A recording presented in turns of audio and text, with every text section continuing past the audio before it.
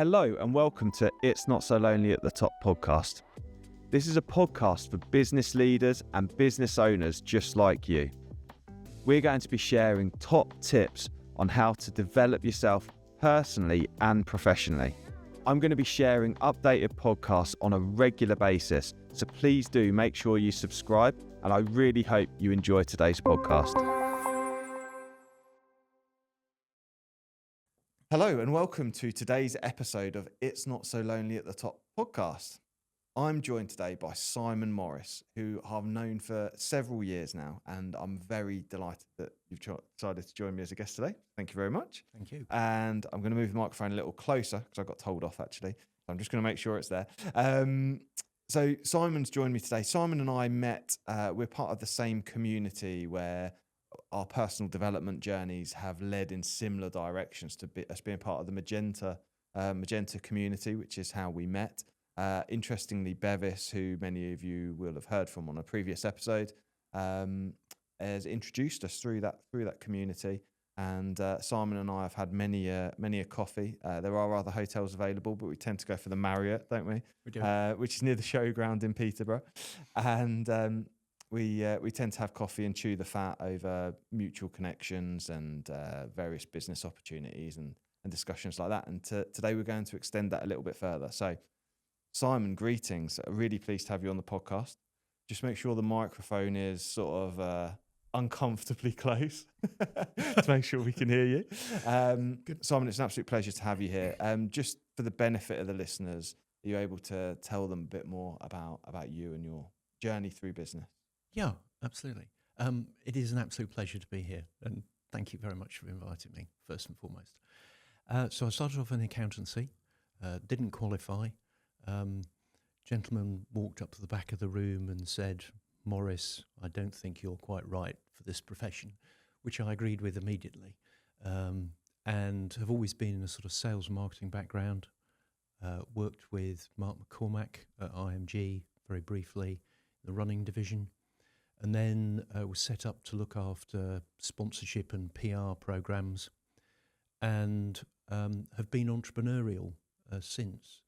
So the title of this podcast and what you're doing is very relevant. I've seen the sort of the loneliness, if you like. I think we'll talk about that a bit later, but I don't really see it as loneliness. I just see it as, the entrepreneurial, qualification that you have to have on your back.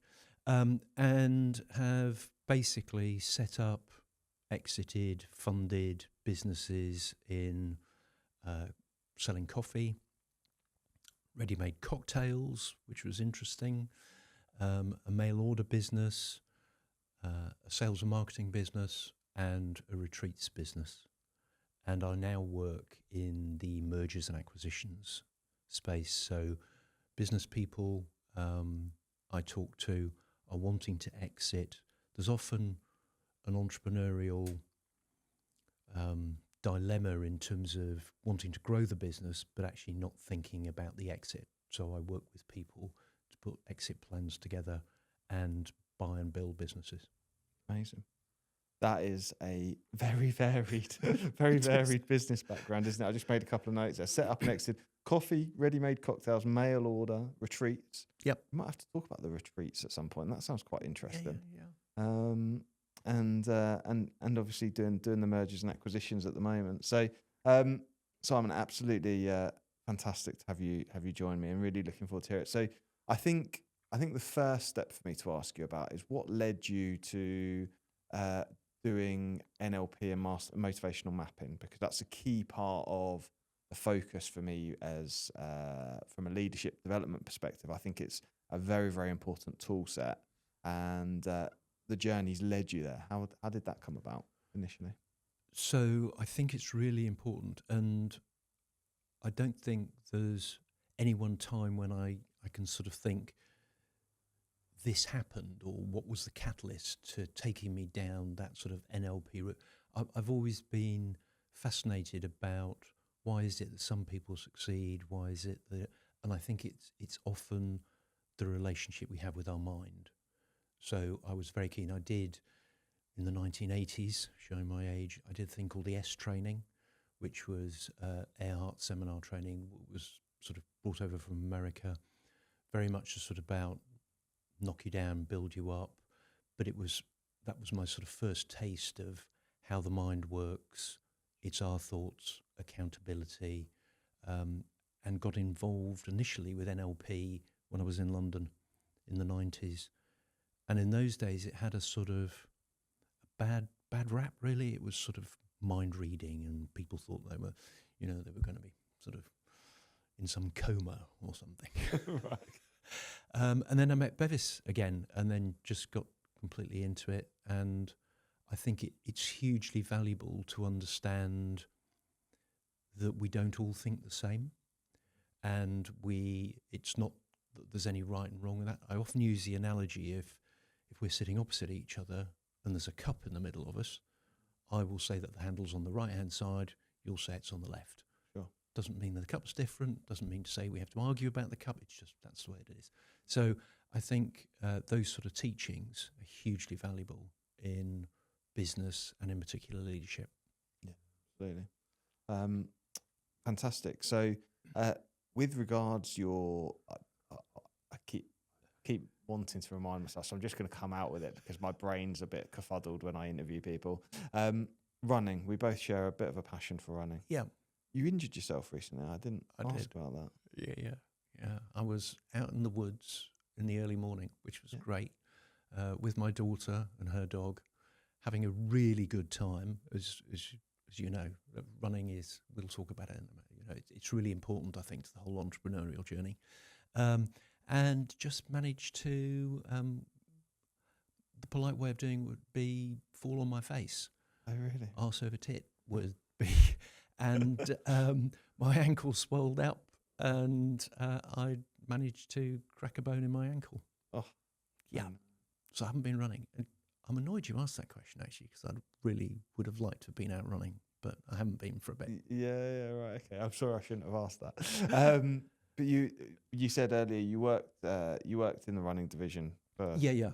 So running's always been a passion, and again, it's you can spot it because you're wearing the Brooks trainers, aren't yes, they? You spot the Brooks trainers, so you know a runner straight away as soon as you meet him. Yes. You've got the Brooks trainers on. Yeah. So always, and I think I don't. So I went to a school where there were lots of hills around, and they used to send us up and down hills. And I hated it at the time, but then realised that it had sort of given me a passion for. I love the fact you can just put your shoes on, go out the back door, go running, and you are very impressive. You've done some very impressive running things. So I appreciate your kind words. It's really strange because I still don't identify as a runner, which I think we spoke about it last time we met. Yeah. Because I'm slow, I tend to not see myself as a runner. But I suppose I'm sort of plus 100 kilos, so there's a fair. I'm built slightly differently to your average runner, I suppose.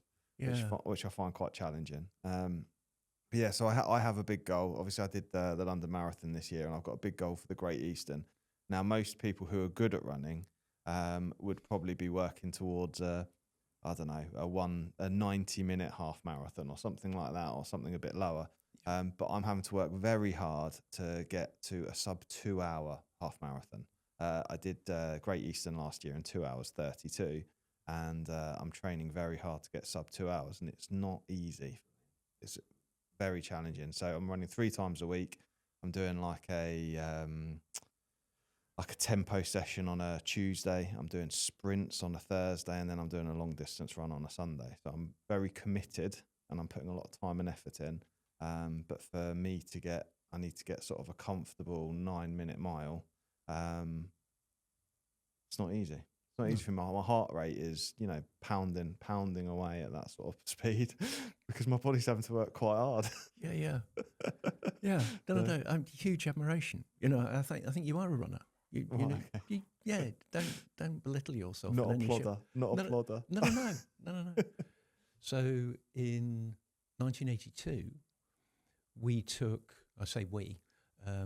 Geoffrey Cannon, who was then the editor of Radio Times, was wanting to prove that dieting made you fat. So he was a continual dieter. He stopped. He then put on weight, and it just became a sort of vicious circle. And I met him actually in Hyde Park, out running, with a guy called Andy Etchells, who was a Cambridge Blue, a runner, and he was editor of Running Magazine at the time. And as we were sort of running around Hyde Park, we got to Kensington Palace and we turned the corner, and Andy said to Jeffrey, he said, I think it'd be a really good article, to write about how people get into running and the various, just as you say, the various sort of criteria and successes in running. And Jeffrey went, yeah, no. And he said, I think we'd need some research, and and they both looked at me and went, well, Simon can do that. So I went, what have I just signed up for? I mean, I didn't even say yes. It was just that. And they went, well, we'll get 50 people who've never run before, and we'll take them through the marathon. We'll get them to run. And that's exactly what we did. And it was the foundation for the Serpentine Running Club. So those 50 people had never run. Within a year, they actually completed the London Marathon in 82. And we called ourselves the 8250. And it spawned the most incredible sort of community of people who, were ranging from over 4 hours. We had one guy in that era who was doing 2:22. Wow. Yeah. Wow. So, I mean, it was just this community that got together. So, yeah, I'm very pro running. Amazing. When I don't have a cracked ankle. Yeah. How long till you're back on I've got to see the physio in a couple of weeks. Okay. So, yeah. Best of luck for that. Thank you. I hope to see you back on the track soon. So my first question was around your leadership journey and the lessons. What you've had a long and varied career in a range of businesses. What are your sort of key takeaways on your leadership journey? How's your development and viewpoint of what makes a good leader developed over time? Okay. When I think about this, I think there's a comment to say you are born to a degree with a certain... So I'm not saying you can't learn leadership, but I think there are people, and referring to motivational mapping, there are people who are more aligned to leadership, not necessarily skills, but they want to be more of a leader. Sure. And when I think about that, I think I'm one of those people. When I was at prep school, people were going, "Oh, Simon can do," or "You can be captain of the team," and I never thought about it at the time. But when this question was posed, I thought, my leadership journey, when did it start? And I think actually potentially it starts quite young, or it has the ability to start quite young. And then I think it's often, when we're born, we don't necessarily come out with any fears or anything, but actually, when you get into that sort of role of being a leader, you then almost confine yourself. So you do it in a certain way. And again, given my age, I think my first leadership roles were very much dictatorial. It was a bit it was almost like service-led, and, you need to do this, and this is the way we're going to do things. And actually, I learned very quickly that you need to be far more empathetic. There were times when I was giving instructions to people and they just, it was just like, nah, we're not going to do that. and I think there's always that sort of, well, it's their fault. And actually, after a bit, you suddenly realise that you have to look in the mirror and go, so how can I communicate better? And that's where the whole NLP, motivational mapping, really comes. So as my journey developed, I think I became more sophisticated, more understanding, and had greater empathy that not everybody is the same. And actually, you have to deal with people, not necessarily on a one-to-one basis, because you may have to lead lots of people, but you have to consider that there is a spectrum of human being that you need to cover off. So your communication needs to cover lots of different aspects to it.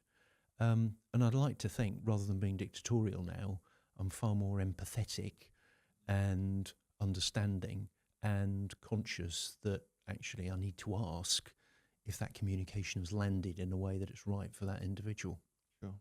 And I suppose additionally, you also in the role that you play now from an M&A perspective, you work with leaders to improve their businesses ready for sale and those kinds of things as well. So what's your viewpoint on the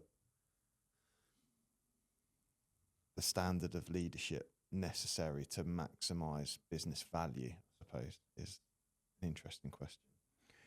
Yes, I think if we only had, 10 seconds, it would be everybody does NLP. Yeah, okay. But actually the answer is longer than that. It is about empathy, and it is about understanding. So, and the cliche, I've got 2 ears, 1 mouth. Mm-hmm. I think that in the M&A world, there needs to be an understanding of how that person has actually been a leader. And there are definitely leaders out there still who are very dictatorial, very autocratic. And that's not a criticism. It's just they operate on a way of, I'll tell you what to do, I expect you to do it, and I don't care. And actually, looking at the business, it would benefit from more empathetic and a more wider understanding of human nature, because when you talk to people individually, they go, nah, I'm not doing that. Or actually, if you just listened, then I would be able to tell him that on the coalface, it's different to the way that he's actually told me. So, I think there is definitely, sort of the people I come across, there's definitely an opportunity to coach them, mentor them. And because in the M&A world, they won't be there. Somebody is buying their business. Sure. So they're leaving a legacy. And if their leadership style has been dictatorial, 9 times out of 10, the business will just fall over when they've gone. Yeah, because they've done all of the thinking. Absolutely. So they haven't, empowered people. Getting cliche, but they haven't given people, and they haven't actually maximised. So I like the analogy that, not being unkind in any way, but people are on a coalface. The person doing the job has a far greater understanding. So that leader needs to respect that. And actually, I think if you look in a wider environment outside of the business world, we have too many leaders who are falling into the dictatorial trap. Mm-hmm. And that's not a political comment. It's just, it's easier to tell. So I think you need to spend more time in the leadership Makes role. total sense. It's really interesting if we go back to the point you made there around some people are born to lead to an extent, because it's an unusual. When you said it, it's unusual. That's an unusual point, because ultimately we learn over time that leadership is a learnt behaviour and a learnt skill, but there is a natural tendency. I sort of reflect. I reflect on my childhood, and I was like, yeah, I was the football captain of 2 or 3 football teams that I played in. That's really strange that happened, and there was never a question of anything else. So when, even at 18, when I was doing relief management for pubs, I imagine that's quite unusual for an 18-year-old relief managing pubs and going off and being happy to take responsibility. There's an element there of being comfortable with the responsibility of having to do something, isn't there? And being responsible for the outcome. And that there is an element of nature in that comfort, I suppose, or seeking out those opportunities which naturally find us. That's interesting. I've not really thought about that. Before, so that's really interesting. My next area was around failure and understanding about lessons from failure and sort of key turning points. Tell me more about that. So I think I've failed. So that's, so I'm not here on the, I've done this, I'm now uber rich. It's definitely been a journey. And so when I say I feel I've failed, I think that I've made far too many comparisons, and I've expected it to be linear. And there's been, so I've started quite a few businesses. Some have been successful, exited some are still in existence, owned by them, but others have failed. And initially it's very difficult to, or I found it very difficult to accept that in a way that is a learning, and that's a cliche, and I'm not good on cliches, I think that, so I'm not tub thumping about, every failure has to be, but I do think you have to go through a process, or I've gone through a process of saying, okay, this has not worked, but it's not worked basically because, for the first thing is that I've been very status driven. I've assumed that it's a failure because it hasn't made as much money as I wanted it to, or I haven't exited it as well as I wanted to. And then I stand back and there's a realization that actually, I could have done things differently.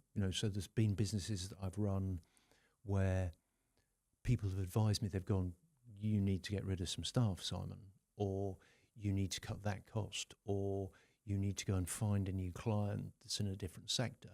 And I haven't done that because I didn't want to make the staff redundant, or I didn't like the sector, or whatever. So I think you suddenly realise that failure is not necessarily a failure. Mm-hmm. It's just you are in a particular phase, and I think the important thing is that it's taking time out to reflect and go, what is it that I could have done? Or what is it that I could have done? Intuitively, I knew I needed to get rid of the staff. I didn't. So let's not put ourselves back in that particular mm-hmm. situation again.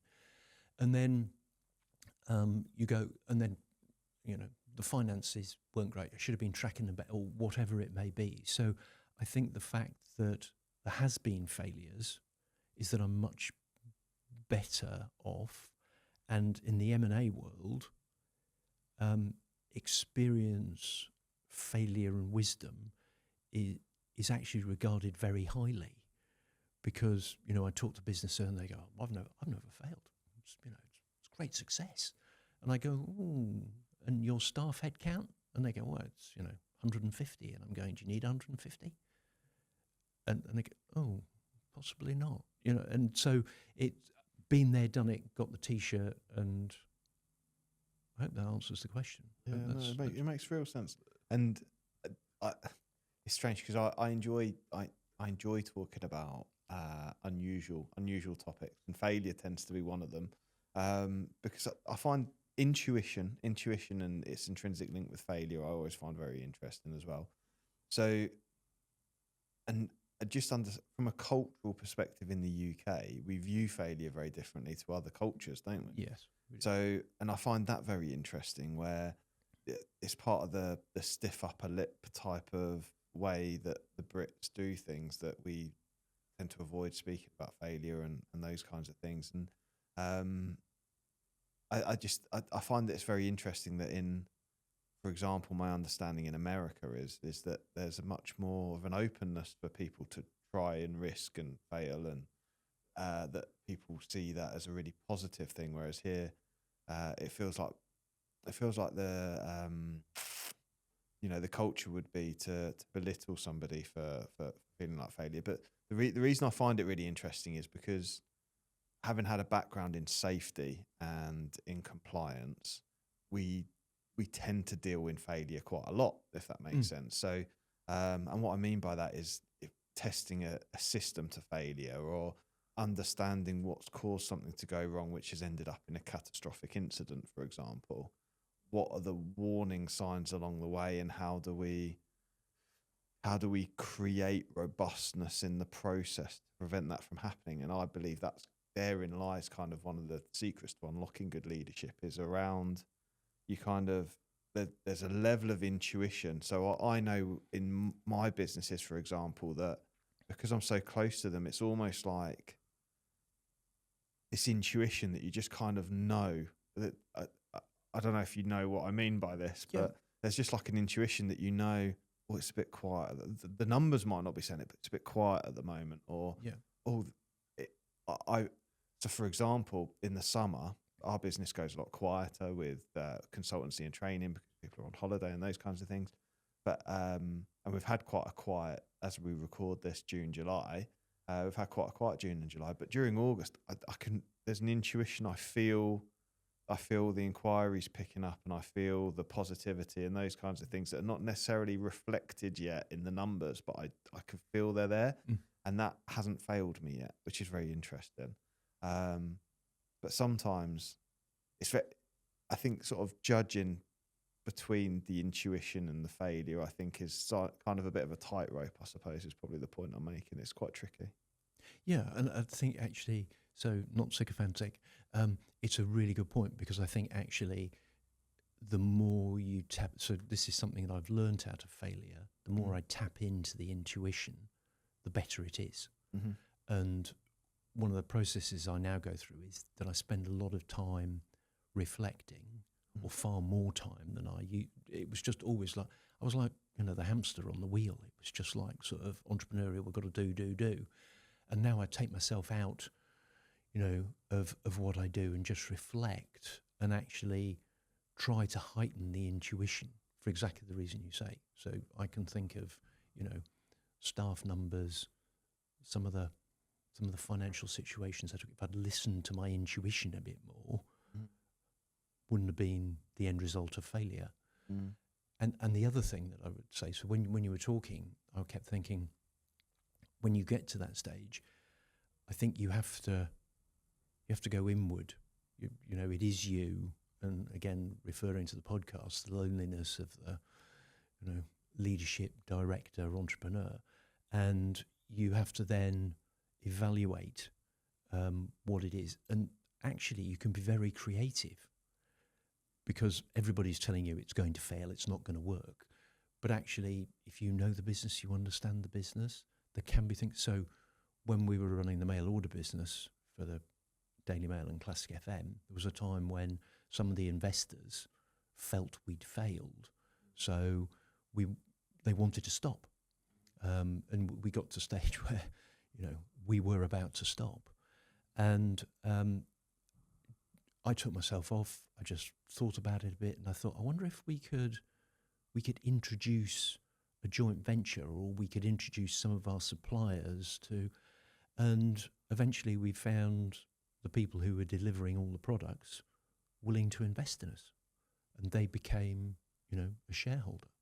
And that only came out of supposedly the failure. Yeah. And actually just thinking about it. And so it can stimulate creativity. Yes, absolutely. Yeah. And you just, the nail on the head there, that within that failure is the element of innovation, of creating the innovation and the creativity. It's very interesting when you think about that. Recently, for the mastermind group, we had a guest speaker called Dr. Dave Hall.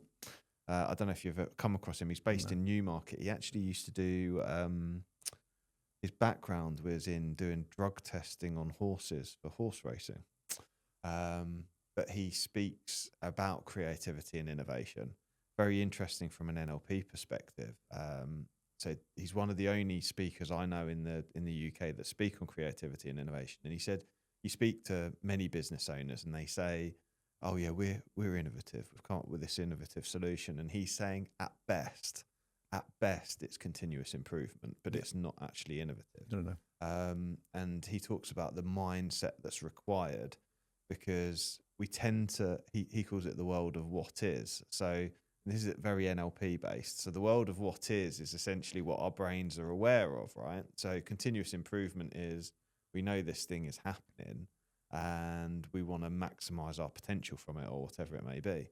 So we end up with coming up with a continuous improvement solution, which is something from the world of what is, but a bit better than what we're doing at the moment. Whereas true creativity and innovation comes from really tapping into our unconscious mind to the world of what could be.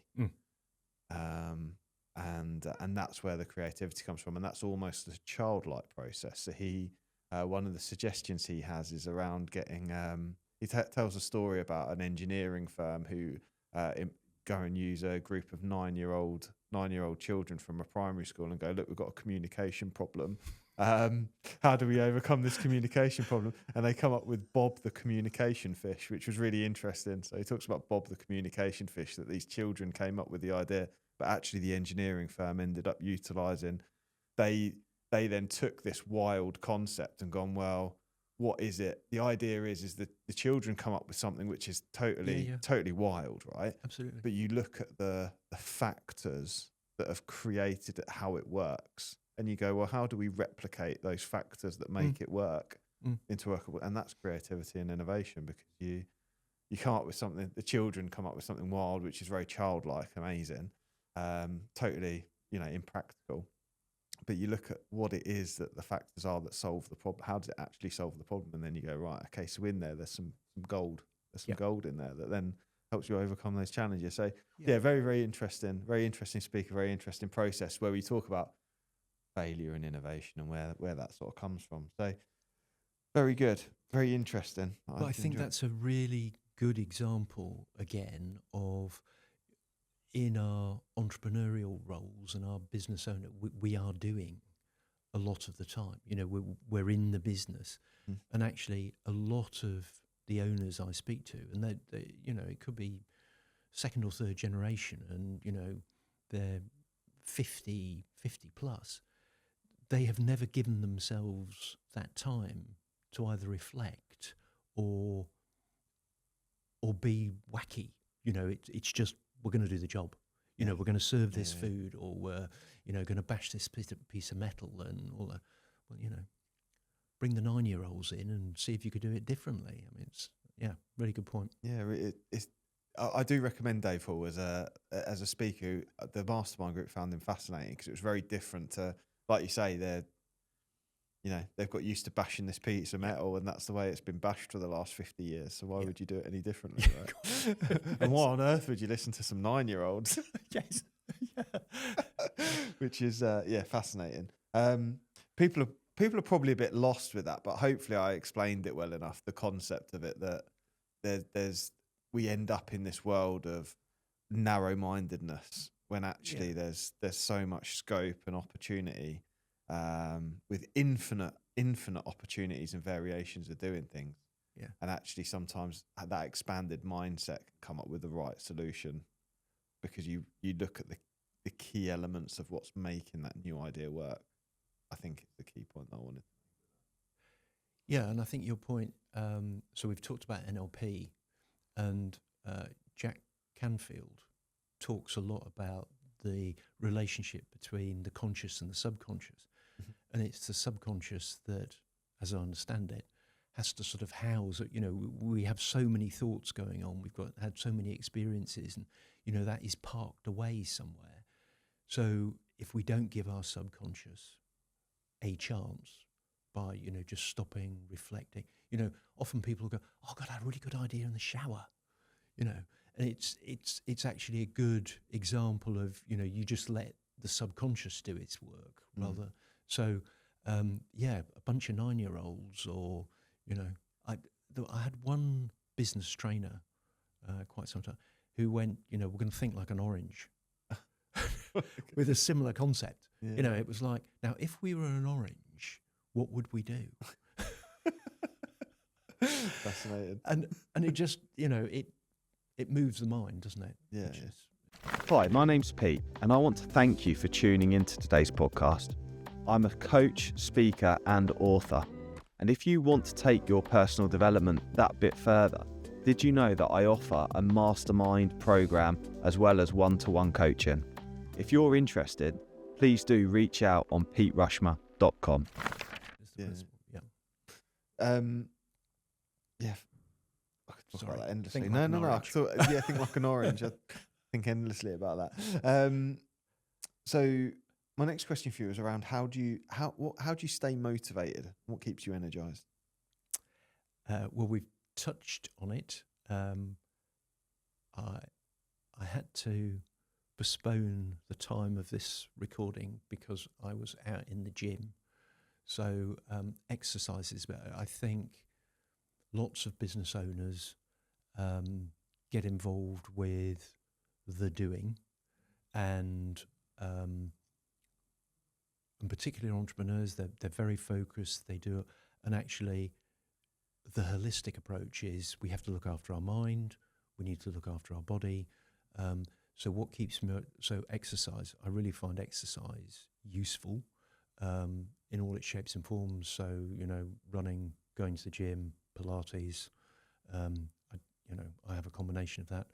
I am now a plodder. I'm definitely not a runner, but want to get back to it. Okay. I think I talk to myself about it in terms of reflection. When I've been in, and I don't want to overemphasize this. So in terms of black holes in my mind, when life hasn't been particularly wonderful, I make a point of reflecting. I do quite a lot of journaling. I meditate. And I find that actually gets me back into the now element. Sure. So exercise, and then it's the usual stuff. So what keeps me motivated? So exercising keeps me sort of clear mind, and I have a routine where I want to exercise, I want to meditate, I want to reflect, and then I think it's Camfield again who says you get more value out of visualizing and thinking about how it can be, that creative element that we talked about earlier. So I spend quite a lot of time doing that as well, rather than the doing. Yeah, of course. It's really interesting. I think we talk about motivation and energizing, and obviously maps is important, making sure that we're heading in a direction that's aligned with the map. I'll mention it again. I tend to really wax lyrical about this book, but have you read Dr. Chatterjee? Have you heard of Dr. Chatterjee? No. He wrote a book called The 4 Pillars. Okay. And Dr. Chatterjee was a GP, and in response to the mental health epidemic, so that I don't really know what the right terminology is, but that's essentially what the papers say is there's a big challenge around mental health in the UK particularly. He believed, based on his studies and his findings, that if people started to take control of the 4 pillars, which are all within their control as an individual, it would eliminate around 80 to 90% of the medicated mental health related conditions that he came across as a GP. Okay. The 4 pillars are sleep, relaxation, nutrition, and exercise. And those 4 areas are a key area for us as human beings to sort of take control of, or to the best of our ability, or to give us the best opportunity to thrive. And he would often find, as a doctor, as a GP, with people coming to find him related to their various mental health challenges they were facing, he would find there'd be a shortfall in at least one of those 4 areas, that there was a lack of sleep, that there was a lack of fundamental good nutrition or exercise or whatever it may be. And that those symptoms, what he says is not that it resolves all mental health issues, but it improves Sure. them to the point where potentially other routes like counselling may be better rather than medication, for example. So I thought it was a really interesting book, and he gives lots of different tips around how you can maximise those opportunities. But I regularly speak to, I literally was speaking to someone, I shan't mention names, but I was speaking to someone yesterday who is in a major leadership role, understaffed in his business, and he's sleeping 3 or 4 hours a night. And it says that he's a bit foggy-headed. And yeah, I know, right? And I'm like, is that normal for you? Is that okay? And he's like, oh yeah, I've been doing it for years. And I'm like, I just wonder how effective you'd be if you could get 7 or 8. Like, because he's wonderfully effective when you look at it. He's doing an enormous amount of work. But I couldn't imagine surviving on. Now I know what I know and what I do.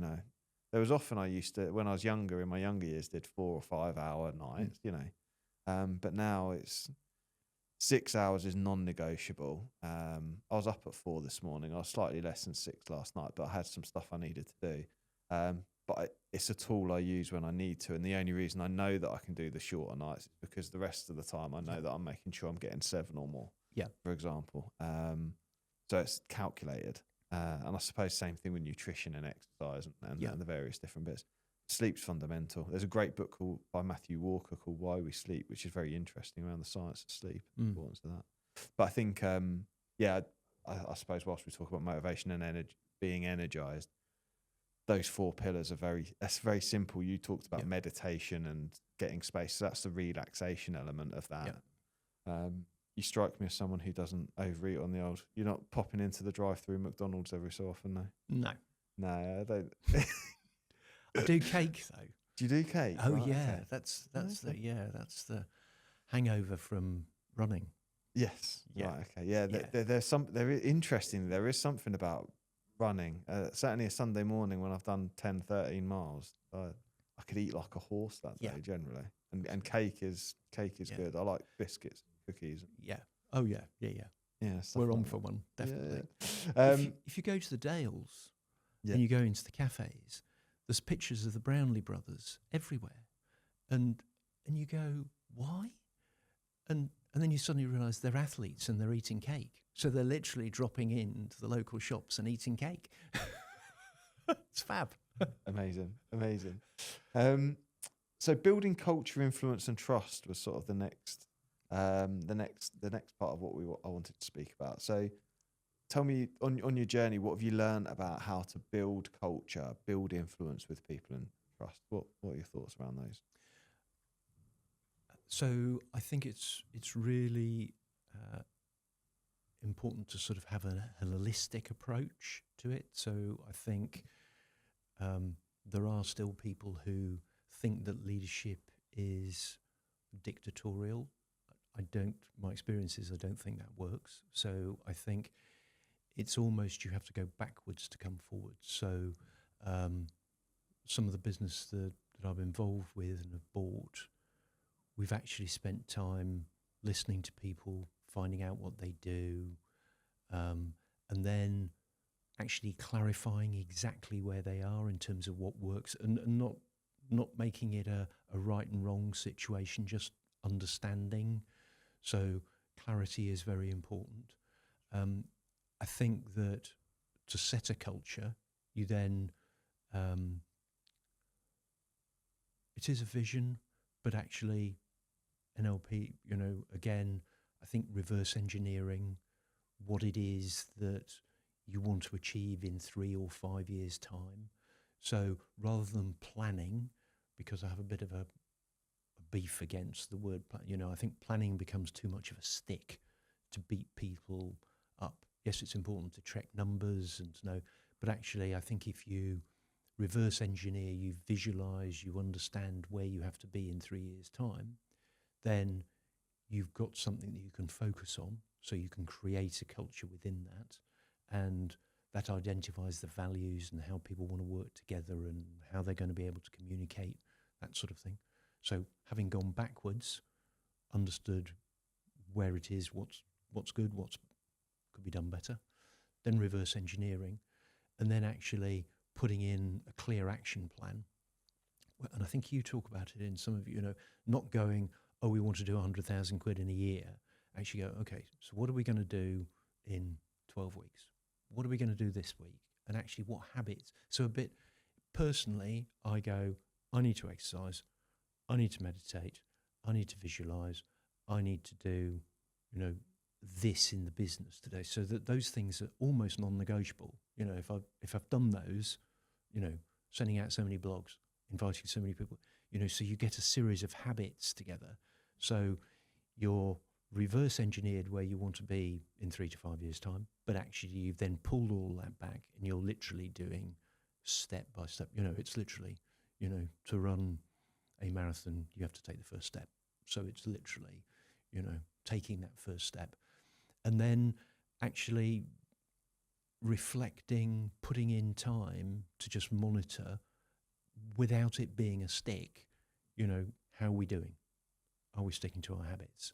where are we in line with what we reverse engineered, where, because we need to be here in year one, here in year two.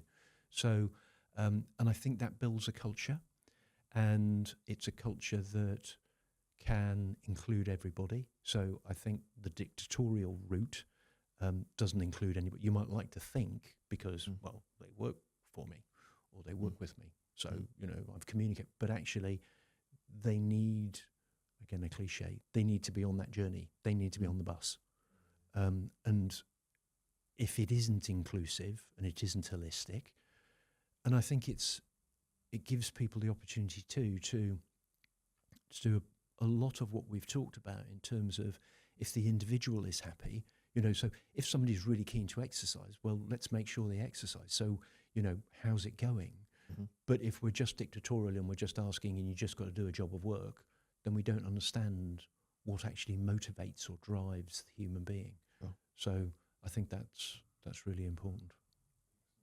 And I think I hadn't asked you in sort of the prep, so hopefully I won't cause too much of a curveball.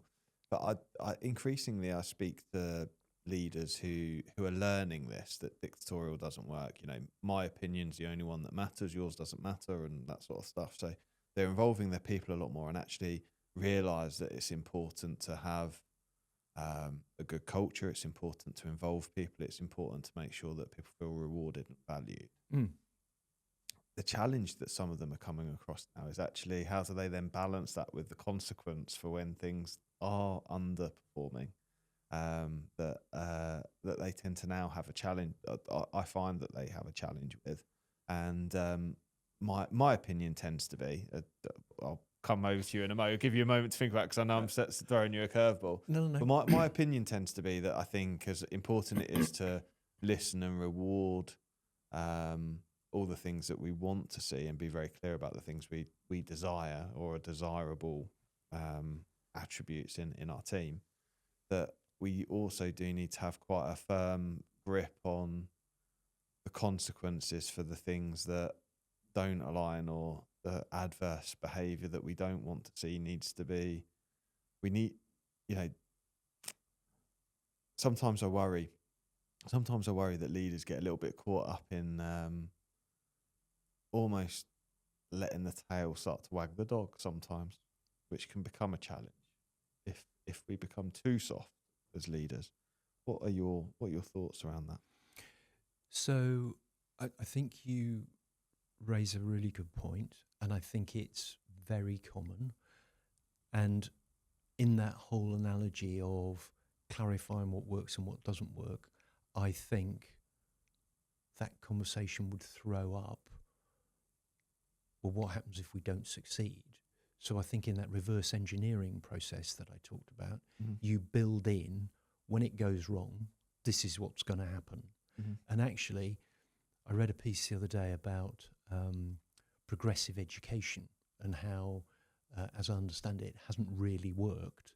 And that was because it was almost like there were no guidelines, there was no structure, there was nobody actually going, I am going to be the leader, and this is what happens. So, we will have a uniform, we will be on, so I think all of those things should be talked about and should be raised. So when actually it doesn't work, it isn't a shock. Yes. And people don't think it's a big stick. It's just, okay. So, we talked about thinking like an orange earlier on, or creativity and that sort of stuff, that people know that actually then there will be a time to reflect and let's be creative. Let's bring the 9-year-olds in, how is it that we might. So I think lots of entrepreneurs and lots of business people find leadership. Actually, I don't know this. I haven't gone out and researched it, so this is more of a personal opinion. Yeah. But some of the business people I speak, I can't spend time doing that. What I know the answer. This is what they need to do. Why am I going to spend an hour talking to them? Because actually, let's define that as a dictatorial. If there's no conversation, the leader just goes, this is how we're going to do it, then he or she will have to continue to do that. Whereas actually, if that hour is spent to reflect, understand, you bring people, then suddenly they will start doing the job for you. And actually, in the M&A world, that's really important because so many business people are the business. And so as a buyer, you're not buying them, they're leaving. Yeah. So you need the business to function without them. So if they are too dictatorial, that is a downside. It's really interesting hearing you speak about like mergers and acquisitions and how vital good leadership is to the value of the business. I think that's really interesting and actually very, very valuable. Okay, excellent. I've come on to my final 5 questions that I ask all my guests. So the first question of the 5 is, where do you go to develop yourself?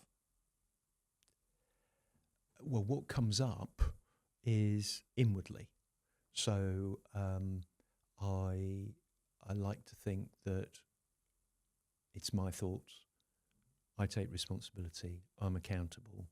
And I only learn that through the things of NLP, meditation, taking myself off, doing the things that look after me. Good. And if you were to give, so someone was to approach you for to go through a good sale of their business, what would be your 3 tips to them for success? 3 tips. They want to sell their business. Yes. Go with that. Okay, so the finances need to be really clear. So I was with a very successful business the other day, just outside Birmingham, £45 million turnover, very profitable, 3rd generation, and they asked me exactly the same question. And so my first question to them was, the accounts. And the managing director went, yeah. And I went, what do you mean, yeah? And he went, they're actually all in one place together, but we've got 7 different businesses, and we have a thing called a Ledger One account that we sort of put money into that, if we've got a hole, then that's where I was going, okay, good. So we really need to get the accounts. So having the accounts very transparent, very clear, either where the business makes money, what the margins are. So another question I said to them, where are the margins? I've got no idea what the margins are. No idea. And these people, they very nice lifestyle, very successful business, but a buyer looks at it in a completely different way. So the finances, the buyer will go to the balance sheet rather than the profit and loss. So most business owners, so actually the founder said, well, as far as I'm concerned, I just look at the bottom right-hand corner, and if it's in the black, that's good. We've made money. And if it's a bit more than last year, that's really successful. Oh, okay, fine. A buyer is not going to look at, they're going to look at the balance sheet. They're going to see what the asset value is. They're going to look at the EBITDA. And so they look at it from a very different lens. So you need to have your finances prepared in a way that is buyer ready, if you like. The second one is definitely what we've touched on. If the founder or the business director is the main driving force and does the sales, has always driven the business, they need to find a way, or my advice would be, over a period, they start bringing people up, they start putting more processes in place, more systems. So again, the buyer is, it's a cliche, but we use it, is looking at the runway. The plane has been built, but actually it hasn't really taken off. And so the buyer needs to understand exactly what the plane looks like, how it can take off, and how long the runway is. So anything that the seller can do to provide, this is how my business functions, these are all the people that make it work, I won't be here, because the best bit in the world, if you're selling, you don't really want to be around that long. So there'll be a handover period, but basically, so the finances, systems, processes, making sure that that individual is not the one person that goes. And then it's actually sort of going backwards, which we've talked about quite a lot today, in a sense of being really clear. So many sellers, I'd like 6 million quid for my business. And you go, why do you, and this genuinely happened. And he was going, well, I have a friend in a similar business and they've just sold for 4 and my business is better than theirs. So actually I need 6. Yeah, 50% more. And you go, okay, so your accounts won't actually generate that. So I think sellers who are clear what it is that they want, have realistically valued the business and know what they're going to do, because some of them haven't even thought, what am I going to do? And so the clarity of that is important. Third question. Advice for your younger self. Yeah, this is really good. A really good question. So really clear vision. So I think my younger self was a bit like, that Duracell bunny that used to, people would sort of wind me up and I'd sort of So the mail order business was started literally out of a walk down a corridor. We'd been in a meeting, been in the boardroom, sales director and I walked out. Halfway down the corridor, red carpet, halfway down the corridor, he said, I've got 500,000 people on a database. What do you think I ought to do? I went, just say mail, flog them other products. Got to the lift doors opened, I went down. 3 months later, he's on the phone going, think you could sort of do this mail order thing? And I went, oh yeah, absolutely. And in a way that's good, but it was the Duracell bunny route to it, and had I thought about it a bit more and planned a bit more and had a vision as to what I wanted to do, I would have started the business, but I would have started in a very different way than I did. So very clear vision. I'm a bit of a people pleaser, which I don't think is a particularly good thing. So I would be telling my younger self, so the whole NLP, the parts, actually bringing the 2 parts together. So my child life self, who's ruled my life a bit on occasions to the detriment. And again, a lot of what just taking time out and reflecting rather than just doing all the time. So those would be the things that I'd mention to my younger self. Love that. Very good. And very good. And the fourth around, what sacrifices have you had to make to get to where you are today?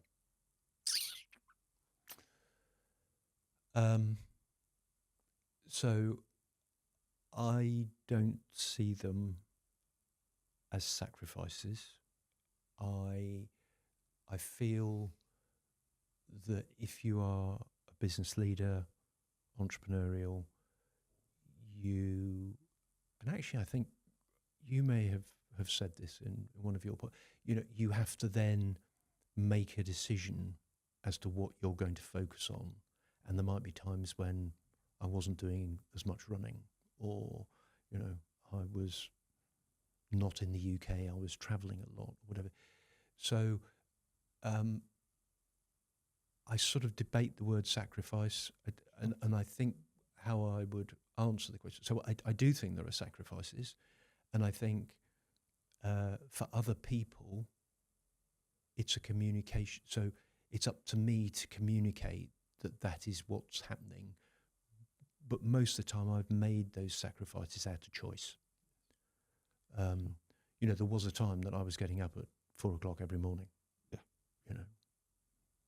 And people were going, you're mad. And I was going, yeah, but, the work needs to be done. And it's very exciting. And it was good fun. And I didn't feel tired, actually, until I stopped. Yeah. And then it was just like I was hit by a brick wall. Imagine. But so I think it is making sacrifices. So I hope, but actually I think it's very nuanced. I think it's making it out of choice. And I think the really important thing is so I was on another podcast the other day, and the question was similar, and the next question that came out was, well, how did people around you feel? And actually my learning was that initially people were really quite agreed. I wasn't seeing my wife. I didn't go to school play or whatever it was. Yeah. But actually once I communicated that this was what was important, and that I would appear at certain things. So I think it's the communication issue in and around that whole sacrifice that you need to make. Yeah, I think I like asking the question because it's very subjective, isn't it? It's very subjective, and there's always a yin to the yang, and there's always the down to the up, and I think I like the question because it gets us to sort of think about the light and the shade and those things. And you are right. I did speak about it on a podcast before, because every time we say yes to one thing, we're saying no to something else. The example being, I got up at 4 this morning, right? So I was saying no to sleep, but I was saying yes to the thing that I needed to do. But we find the balance. The final question is an interesting one. And there's a bit of a school of thinking around discipline and motivation. Now, being a mapper, and I know you're a motivational mapper as well, I find motivation very interesting. But you hear a lot of people, I believe a lot of people misunderstand motivation. But nonetheless, the question is, discipline or motivation, what's more important? Wow. So what came up was discipline. Okay. And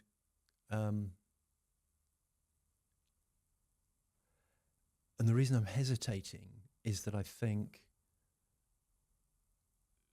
potentially we've become a bit too woke. And given my age, my hairline, and cold baths were a thing at school. Yeah. And was that disciplined or was it motivational? It taught me that we have an inordinate amount of thought going on in our heads, and some of it doesn't necessarily need to be negative, but the only time we get those sort of types of quality of thought is if we are disciplined. So there are times when I don't want to go running. Sure. And there are times when I don't want to go to the gym or lift up a big heavy lump of metal that seems ridiculous, why am I lifting this thing up, type thing. But actually the discipline of doing that is hugely valuable, but it's very motivational. Mm-hmm. So I'm desperately trying to bring both into answering your question. Yeah, that's fine. But I don't think it's either or. But I think, if I look at what I do, there is a discipline there, but that is motivating me. Okay. So the answer is both. Correct. Thanks, Pete. Simon. Sorry. It's been an absolute pleasure having you on the podcast, Simon. You don't need to be sorry. I think, again, it's open to interpretation, isn't it? There is no right or wrong, after all. Simon, it's a pleasure having you on the podcast. Thank you very much for joining me. No, thank you. I've really enjoyed our discussion today. It's been really, really good. Thank you for joining us on the podcast today. I really appreciate you listening and watching. For those of you that are watching on YouTube, please do make sure you subscribe. And I look forward to your feedback on this podcast and on future podcasts too. Speak to you soon. Thank you. Thank you for joining us on today's It's Not So Lonely at the Top podcast. We really hope you've enjoyed today's podcast. I'm absolutely delighted that you took the time to listen, and I really hope that you'll subscribe to ensure that you receive future episodes too. If you want to find out any more, please do search It's Not So Lonely at the Top podcast, and you'll find it on your favourite podcast app. Thank you.